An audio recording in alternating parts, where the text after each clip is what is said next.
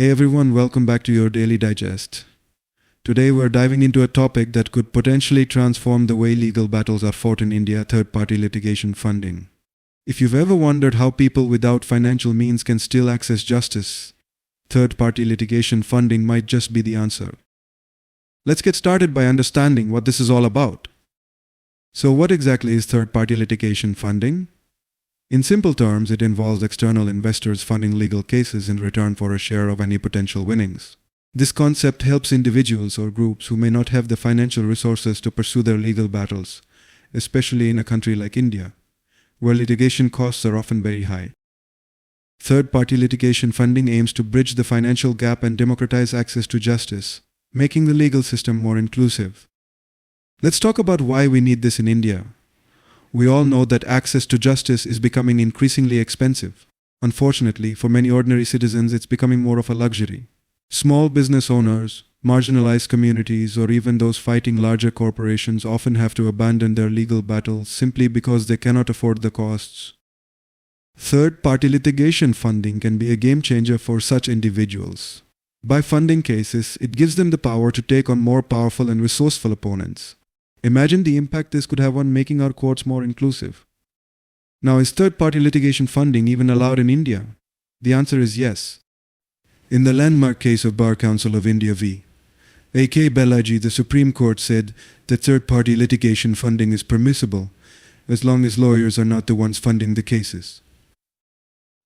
This decision draws from a historic 1876 judgment by the Privy Council, which made it clear that English laws on champerty, a rule against third-party funding, do not apply in India. This is a crucial point, because it means there is room for third-party litigation funding to operate in our legal system.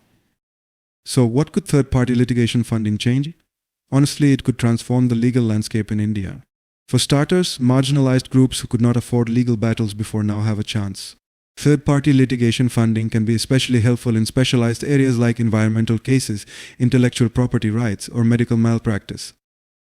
Public interest litigations could also gain new momentum. Just think about the implications for consumer protection, environmental justice, and holding institutions accountable.